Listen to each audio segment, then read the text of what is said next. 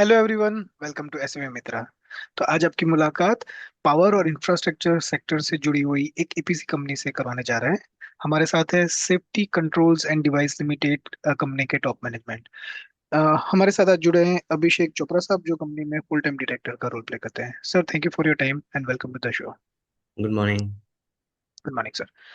Sir, please बताएं आपकी company का कारोबार क्या है, किस टाइप की सर्विसेज आप प्रोवाइड करते हैं। सर मैं अब थर्ड जनरेशन हूँ अपनी फैमिली बिजनेस में। हम लोग ने 1997 से शुरू किया हुआ है। एंड जब शुरुआत हुई थी कंपनी की तो फायर प्रोटेक्शन से शुरू हुई थी। अब धीरे धीरे हम लोग ने काफ़ी कुछ डाइवर्सिफाई किया है, बहुत से क्लाइंट्स के साथ काम कर रहे हैं। आज के टाइम हमारा जो कोर सेक्टर है काम करने का, that is in EPC sector. और हम लोग सबस्टेशंस बनाते हैं pan India. And this is बिल्कुल। All government tender based. And बहुत से क्लाइंट्स हैं, इसमें सेंट्रल पीएसयूज़ भी आते हैं, स्टेट यूटिलिटीज़ भी आती हैं। सो एज़ यू कैन सी बहुत डाइवर्सिफाइड पोर्टफोलियो बन गया हमारा। ओके। तो सर, जैसे आपने बताया कि third generation already in business है और स्टार्टिंग आपने फायर प्रोटेक्शन से किया था और अभी ज्यादातर आप सब स्टेशन में है। तो ये ट्रांजिशन, मतलब ये दोनों ही काइंड ऑफ थोड़े से अलग एरिया है, राइट? तो ये ट्रांजिशन का कोई रीजन या कुछ ज्यादा अपॉर्चुनिटी दिखी थी, या थोड़ा सा एक्सप्लेन कर पाएंगे? एक्चुअली हम लोग जो फायर प्रोटेक्शन में जो मल्टीफायर सिस्टम्स लगाते थे, मल्टीफायर सिस्टम्स हम लोग सबस्टेशंस में ही यूजुअली लगता है। ओके। तो धीरे-धीरे हम लोग के पास अपॉर्च्युनिटीज़ आती रहीं। हम लोग ने पहले सप्लाइज़ इलेक्ट्रिकल जैसे स्विच गियर्स होते हैं, ट्रांसफार्मर्स होते हैं। पहले हम लोग ने 2004 की बात बता रहा हूँ मैं ये। जी। तो उस समय हम लोग सप्लाइज़ का ऑर्डर के थ्रू हम लोग ने टैप करना शुरू किया मार्केट में। यहाँ पे उस समय यूपी पीटीसीएल, यूपी एसीबी के नाम से कहलाया जाता था और यूपी आरनेन के थ्रू भी हम लोग ने काफ़ी काम किए हैं। तो धीरे-धीरे सप्लाइज़ ऑर्डर लेते-लेते फिर हम लोग ने फाइनली टर्नकी के काम करना शुरू किए। मतलब पूरा-पूरा सबस्टेशन ऑन टर्नकी बेसिस हम लोग ने फिर डिज़ाइन, प्रोक्योरमेंट और कंस्ट्रक्शन एंड फाइनली कमिशनिंग शुरू करी। सर, ऑडियंस को थोड़ा और समझ में आया, इसलिए आप थोड़ा सा एक आप टिपिकल प्रोजेक्ट के बारे में बताएंगे कि प्रोजेक्ट की शुरुआत कैसे होती है, बिडिंग का ड्यूरेशन कितना होता है, और जनरली बिल्कुल। कितने ड्यूरेशन के प्रोजेक्ट होते हैं। तो हम लोग की जो अभी करंट ऑर्डर बुक है, लाइक आई सेड मोस्टली सब सबस्टेशंस के ही ऑर्डर हैं, हम लोग का कोर राइट। जो मार्केट है। एंड इसमें हम लोग शुरुआत सबसे पहले टेंडरिंग से होती है। जी। अब जब आप टेंडर सबमिट करते हैं तो ऑलमोस्ट महीना 2 महीना लगता है टेंडर इवैल्यूएशन में, जिसमें टेक्निकल इवैल्यूएट होता है, फाइनेंशियल इवैल्यूएट होता है। फिर उसके बाद फाइनली जब आपको एलओआई आती है, इफ यू आर फॉर्च्यूनेट, फिर आप डिज़ाइनिंग शुरू करते हैं। Designing takes about 2-3 months. और इनके जितने भी टाइमलाइन रहता है for the contract completion vary करता है फ्रॉम यूटिलिटी टू यूटिलिटी।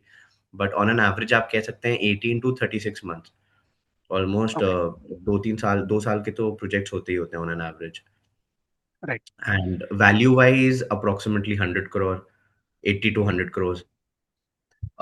तो डिज़ाइनिंग के बाद आप प्रोक्योरमेंट में शुरू होते हैं। वन्स डिज़ाइनिंग के अप्रूवल्स आपके पास आना शुरू होते हैं, बेस्ड ऑन दैट हम लोग फिर ऑर्डर्स प्लेस करते हैं to various OEMs like Siemens energy, Hitachi, transformers and rectifiers India limited, जो अभी इंडिया की काफ़ी अच्छी स्टॉक में आप लोगों ने देखा होगा, it's doing very right. Very good. And finally जब ये सब आ जाता है, when it is there at site, तो इंस्टॉलेशन होता है, देन फाइनली कमिशनिंग। बिल्कुल। और सर, कमीशनिंग के बाद आपके कुछ मेंटेनेंस प्रोजेक्ट्स भी होते हैं, या ज्यादातर आप टर्नकी में ही काम करते हैं? हम लोग का जो डिफेक्ट लायबिलिटी पीरियड जो कहलाता है, that is 1 year okay. From commissioning. तो अच्छा। 1 साल तक के हम लोग ऑपरेट और मेंटेन करते हैं, और जो हमारे क्लाइंट का स्टाफ होता है, उसको हम लोग गाइडेंस देते हैं ओईएम्स के सपोर्ट के थ्रू। तो 1 साल का रहता है यूजुअली। ओके। और सर, ये मतलब सेफ अजम्पशन होगा कि ज्यादातर आपके क्लाइंट गवर्नमेंट ही होता है, या कुछ प्राइवेट सेक्टर्स भी है, पावर सेक्टर के जो आपके क्लाइंट्स हैं? 90% you can say government clients हैं। बाकी जो हम लोग का जो 10% ऑफ द फायर प्रोटेक्शन का जो काम है, जी। उसमें अगर सिटी में अगर हम लोग लखनऊ में हेडक्वार्टर्ड हैं, तो अगर कहीं राइट। हॉस्पिटल में काम हो रहा है या होटल में काम कर रहा है, तो वो प्राइवेट कहलाएगा। But 90% of the revenue churning is through government tenders के उसी से ही होता है। ओके। um, सर, कंपनी के ऑर्ग स्ट्रक्चर के बारे में बताइए। कोई कंपनी की सब्सिडरी या सिस्टर कंसर्न्स है? नहीं, नहीं, one and only. Safety controls end devices limited. Okay. Okay sir, like आपकी कंपनी के अंदर लीजेंडरी इन्वेस्टर मुकुल महावीर अग्रवाल 2024 के अंदर उन्होंने प्राइवेट प्लेसमेंट में इन्वेस्ट किया था, तो उसके बाद कंपनी में कुछ चेंजेस आए आपके? आपने अगर ऑफ लेट देखा होगा तो कंपनी हम लोग ने अपना फोकस स्टेट यूटिलिटी से बढ़कर हम लोग अब सेंट्रल पीएसयूज में आ गए हैं। Central hmm. PSUs as an NTPC, REL जो अभी नई सब्सिडरी बनी हुई है। Then there is power grid, PGCIL. इस बार हम लोग को कंपनी में सबसे पहली बार सिंस आवर इंसेप्शन हम लोग को रेल विकास निगम लिमिटेड का काम मिला है। This was Jain 2026। तो एज यू कैन सी हम लोग डाइवर्सिफाई करते जा रहे हैं। एंड वर्किंग कैपिटल तो बहुत चाहिए होता है कोई भी ईपीसी कंपनी हो वो, मतलब हम्म। जितना पैसा मिल जाए उतना ही कम रहेगा। हम्म। And as per the order book you can see हम लोग का अच्छा खासा 590 करोड़ का, मेरी जैसी स्मॉल एमएसएमई का 590 करोड़ का ऑर्डर बुक है। तो you hmm. Can well imagine हम लोग की जो टेक्निकल क्रेडेंशियल्स होंगे क्या होंगे। And hmm. मुकुल सर जैसे लोग अगर हेल्प करने आ जाएं तो फिर I will be really grateful. Okay. और सर, जैसे आपके रिवेन्यू चेक करे थे 2024 में आपका रिवेन्यू थोड़ा सा डिप हुआ था एंड प्रॉफिट आपका 10x हो गया था उस ईयर, तो any specific reason for dip in profit and substantial increase in profit? Substantial increase would be definitely through the substation areas. Okay. अब जो मैंने जितने भी ऑर्डर्स लिए हैं ये सब यू कैन सी जनवरी 25 से आना मेरे पास शुरू हुए थे। जो हम्म। सेंट्रल पीएसयू वाला जो मैं आपको भी बता रहा था। हम्म। तो फ्रॉम जैन 25 ऑनवर्ड्स हम लोग का वो हुआ है, हम्म। मेन सेंट्रल पीएसयूज के जो ऑर्डर्स आना शुरू हुए हैं। ओके। और सर, जैसे आपके EBITDA मार्जिन चेक कर रहा था तो वो भी कॉन्टिन्यूस इंक्रीज हो रहे हैं, 5.49 से अभी 24% तक इंक्रीज हो चुका है। तो इसका क्या राइट। रीजन है इतना ज़्यादा इंक्रीज होने का, और गोइंग फॉरवर्ड ये सस्टेन कर पाएगा या आप क्या एक्सपेक्ट करते हैं EBITDA मार्जिन में? डेफिनेटली सस्टेन करेगा एंड आई एम प्रोजेक्टिंग शायद 30% भी छू जाए अगर ऊपर हम्म। वाले की दया रही तो। हम्म। इसका रीजन ये है हम लोग के जितने भी ऑर्डर्स हैं हम्म। एनटीपीसी पावर ग्रिड के साथ, इनमें सब में प्राइस वेरिएशन रहता है विच इज गवर्न्ड बाय ईमा। हम्म। तो अगर कल को अगर जैसे मुझे ट्रांसफार्मर सप्लाई करना है तो हम्म। आज अगर मुझे एलओआई मिलती है, लेट्स से अप्रैल 26 में मुझे हम्म। कॉन्ट्रैक्ट मिला है और हम्म। दिसंबर 2026 में मुझे ट्रांसफार्मर देना है, तो आज का बेस डेट मान के दिसंबर में जो वैल्यू होगी, एक्स हम्म। वैल्यू, उसका हम्म। मुझे बेनिफिट मिल जाएगा। और ओके। ये पेमेंट, ये रिलैक्सेशन सिर्फ और सिर्फ सेंट्रल पीएसयूज में ही है। स्टेट हम्म। यूटिलिटीज में इतना नहीं दिखेगा आपको। ओके। और सर, जैसे आपका जो रिवेन्यू देख रहा था, लाइक टॉप 3 कस्टमर में आपके अराउंड 90% रिवेन्यू है पिछले कुछ सालों में, तो गोइंग फॉरवर्ड भी यही क्लाइंट रहेंगे, या जैसे आप बताए थे कि रेल टेल टाइम में थोड़ा सा आपका कंसंट्रेशन में डाइवर्सिफिकेशन आएगा? फॉर द टाइम बीइंग तो ये क्लाइंट्स रहेंगे ही रहेंगे। हम्म। बाकी अगर अपॉर्चुनिटीज मिली तो हम लोग वी आर वेरी ओपन कि हम लोग अब जैसे ट्रैक्शन सबस्टेशन आरवीएनएल का हम लोग को सबसे पहला since hmm. Our company inception हम लोग को मिला है। तो हम्म। ऐसे हम लोग और भी अपॉर्चुनिटीज देखते रहेंगे। ओके। और सर, जैसे आपके आपने बताया था कि अभी 90% ऑफ रिवेन्यू आपके सबस्टेशन के साथ आ रहे हैं, बट आपकी जो कंपनी है वो power sector, Ayush project, power production में, तो going forward like next 4-5 year में भी अभी मेजर फोकस आपका सबस्टेशन में रहेगा, या इनमें भी से कुछ ही में परसेंटेज इंक्रीज हो सकता है पावर प्रोजेक्ट या आयुष बिल, प्रोजेक्ट में? बिल्कुल सबस्टेशंस ही रहेगा। एज आप अगर ऑर्डर बुक हम लोग की अगर आप देखें और एग्जीक्यूटेड और रेवेन्यू पोर्शंस देखें हम्म। तो mostly majority you can say substations के थ्रू ही चर्न हो रहा है। और रही बात इसकी आगे जैसे आप हमारे ऑनरेबल प्राइम मिनिस्टर, उनका खुद का इनिशिएटिव है कि इतना ज़्यादा सोलर पार्क्स आते हैं, तो सोलर पार्क्स को जो उनकी पावर इवैक्यूएशन जो होती है, उसमें हम लोग आते हैं। मतलब इतने एक-एक 100-100 गीगावाट का उन्होंने इतना अच्छा वो विज़न दिया हुआ है हम जैसे लोग को। तो जो 100 गीगावाट की जो आगे ट्रांसमिशन इवैक्यूएशन ऑफ पावर होगी, उसमें हम लोग को सबस्टेशन बनाना नेसेसरी होगा, जिसके थ्रू आगे इलेक्ट्रिसिटी ट्रांसमिट होगी। तो जितना सोलर आएगा उतना हम लोग का सबस्टेशन आएगा और सबस्टेशन आएगा तो हम लोग वहाँ पे होंगे। बिल्कुल। सर थोड़ा आगे बढ़ के रेवेन्यू स्प्लिट की बात करते हैं। तो जैसे आपने बताया कि पैन इंडिया में आपका कारोबार है, बट फिर भी अगर कोई पर्टिकुलर स्टेट है या ज्योग्राफी एरिया है जहाँ पे आपका कंट्रीब्यूशन ज्यादा है? उम आई वुड से यूपी सबसे पहले, क्योंकि जी। सिंस हम लोग यहाँ हेडक्वार्टर्ड हैं। उसके बाद एमपी में हम लोग काम कर रहे हैं, मध्य प्रदेश, अगेन एनटीपीसी के साथ। राजस्थान में हम लोग के 2-2 प्रोजेक्ट्स चल रहे हैं, one is in Bikaner, the other is in Bhadla. Right. Bikaner वाला अराउंड 137 करोड़ का है, और भादला वाला अराउंड 32 करोड़ का है पावर ग्रिड के साथ।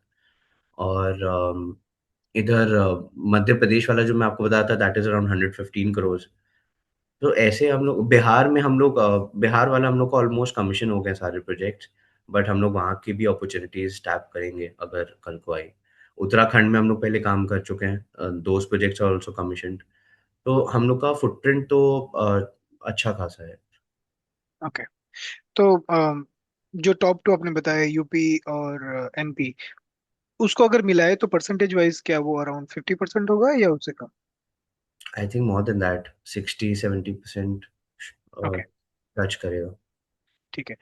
um, और सर पूरा का पूरा कारोबार आपका इंडिया बेस्ड है, राइट? आप अभी कोई लाइक आउटसाइड इंडिया ऑपरेशंस नहीं देखते हैं, करेक्ट? मैंने क्वालिफ़िकेशन तो एमएससी इन इंटरनेशनल बिज़नेस करी हुई है, तो मैं चाहूँगा कि आगे जाके मेरा जो उस समय कॉलेज का जो विज़न था, अपनी कंपनी को आगे और ले जाऊँ। सो लेट्स सी, बिल्कुल। Fingers crossed. बिल्कुल। बट अभी टाइमिंग इंडिया ही है। Right. Sir day to day operations की बात करें तो क्या क्या चैलेंजेस आप फेस करते हैं? कोई रिस्क अगर आप देखते हैं आपकी इंडस्ट्री को लेके इन जनरल, या आपकी कंपनी को लेके, तो उसको आप कैसे मिटिगेट करते हैं? तो challenges in day to day operations and risk. Sir जो सबसे बड़ा रिस्क और चैलेंज है that is working capital. On any given day मैं अगर आज भी अभी भी अगर कुछ टेंडर्स मैं देखूँ पैन इंडिया, तो मैं ऑलमोस्ट 1000 करोड़ की वैल्यू के टेंडर्स के डिफरेंट डिफरेंट टेंडर्स में क्वालिफाई कर सकता हूँ, क्योंकि हम लोग के पास टेक्निकल क्रेडेंशियल्स और एक्सपीरियंस इतना है। But right. क्योंकि वर्किंग कैपिटल की वजह से अब जब टेंडर आप भरते हैं तब आपको ईएमडी लगानी पड़ती है, अर्नेस्ट मनी डिपॉजिट। फिर राइट। जब आपको टेंडर अगर फॉर्च्यूनेटली मिल जाता है तो आपको 10% की परफॉर्मेंस सिक्योरिटी लगानी पड़ती है। तो as you can C day 1 से ही बहुत ज़्यादा कैपिटल इंटेंसिव ये बिज़नेस बनता जा रहा है। सो दैट इज़ बिल्कुल। One of the major challenges. Secondly I would say अगर डिज़ाइनिंग एंड इंजीनियरिंग के अप्रूवल्स टाइमली मिलते रहे, आपको ऑर्डर्स प्लेस करने में बहुत आसानी हो जाती है। वो आपको मिटिगेट करना चाहिए सबसे पहले, एंड देन फाइनली जब प्रोक्योरमेंट आपकी गिरफ्त में आ जाए, फिर एग्जीक्यूशन तो automatically will go well. Like आपके कारोबार में सर कोई स्किल लेबर के इश्यूज या उसकी कोई डेफिसिट देखते हैं, या वो इनफ मार्केट में अवेलेबल है? मार्केट में है तो अवेलेबल, स्किल्ड लेबर में एज़ सच कोई प्रॉब्लम नहीं आई मुझे कभी। जी। तो होता क्या है कि हम लोग के पास हम लोग के इन हाउस जो पेरोल एम्प्लॉइज़ हैं, डिज़ाइनिंग के अलग हैं, ड्राफ्ट्समैन हैं, इंजीनियर्स हैं, फिर उसके बाद प्रोक्योरमेंट टीम अलग है। राइट। प्रोक्योरमेंट टीम का अलग है, और जो एग्ज़ीक्यूशन जो साइट्स में कहीं भी, जैसे हम मैंने अभी आपको बताया राजस्थान में काम चल रहा है, जी। मध्य प्रदेश में काम चल रहा है। तो वहाँ के लोकल मैं लेबर्स हायर करता हूँ, जो भी स्किल्ड वर्कफ़ोर्स रहेगी, वहाँ की local. Right. You can't expect कि मैं लखनऊ में बैठ के लखनऊ के लोग वहाँ पे भेजूँ, तो वहाँ के लोकल वो इन्वॉल्व हो जाते हैं, और बाकी जो भी सप्लाई और डिज़ाइनिंग जो भी मतलब मेजर इसमें वो आउटलुक रहता है, वो हम लोग डायरेक्टली देखते हैं। बिल्कुल। सर थोड़ा आगे बढ़ते हैं, कंपटीशन की बात करते हैं। तो हुँ। लिस्टेड अनलिस्टेड डोमेन में आप किसको अपना कंपटीशन मानते हैं, और इन जनरल आप कंपटीशन को कैसे देखते हैं? कंपटीशन सर, अब जैसे ये जो करंट ऑर्डर बुक है मेरे पास, इसमें जी। अगर आप देखेंगे जो मुझे कंपटीशन मिलता है, क्योंकि हम लोग की टेक्निकल क्रेडेंशियल्स इतने ज़्यादा अच्छे हैं, हम लोग की डायरेक्टली कंपटीशन टाटा जैसी एमएनसी से होता है, एलएनटी से होता है। इवन ये जो एनटीपीसी आरईएल के जो दोनों टेंडर्स हम लोग ने जो लिए हैं राजस्थान और मध्य प्रदेश के, these are 400 KV substation orders. तो इसमें हम लोग को अमर राजा ने कम्पीट किया था। So as you right. Can see बहुत कॉम्पिटिशन तो ऑब्वियसली बहुत है, बट क्योंकि हम लोग के पास technical credentials by God's grace अच्छे हैं, तो it's easier for us to qualify and win the bid. ठीक है। सर कंपनी में इंटरनली आप अगले 3 से 5 साल के लिए क्या लक्ष्य लेके चलते हैं? अम, सर टर्नओवर वाइज़ अगर बोलूँ तो मैं चाहता हूँ कि हम लोग की 500 करोड़ क्रॉस करे। एज यू कैन सी हम लोग के पास अभी करंट ऑर्डर बुक 590 करोड़ की है, जिसमें राइट। से अनएग्जीक्यूटेड ऑलमोस्ट 300 होगी। और जैसे जैसे साल पे साल मैं अपना टर्नओवर बढ़ाता रहूँगा, मुझे फाइनेंशियल टर्नओवर्स का जो मेरा एवरेज बनेगा, जो मुझे हेल्प करेगा आगे और कॉन्ट्रैक्ट्स बैक करने के लिए, वो शायद मुझे इस माइलस्टोन पे पहुंचा सके। बिल्कुल। सर, आखिरी सवाल इंटरव्यू कंक्लूड करें उससे पहले पोटेंशियल शेयर होल्डर्स के लिए कोई मैसेज छोड़ना चाहेंगे आप? Definitely there is. सबसे पहले तो आप लोग की सबसे ब्लेसिंग्स मांगूंगा दैट होपफुली ये अच्छा रहे एंड आगे भी हम लोग की कंपनी सक्सेस लेती रहे। दूसरी एक चीज़ मैं और बताना चाहूँगा जो मैं इंटरव्यू में बता नहीं पाया। हम लोग we are the first ones जो जिन्होंने पूरे स्टेट उत्तर प्रदेश में 220 केवी जीआईएस बनाया हुआ है। सो अगर ये कैपेबिलिटी हमारे स्मॉल स्केल एमएसएमई में आ सकती है, तो with your support we can do wonders. बिल्कुल। Thank you very much Abhishek sir, अपने समय दिया और कंपनी के बारे में विस्तार से बताया। Thank you. Right sir. Thank you.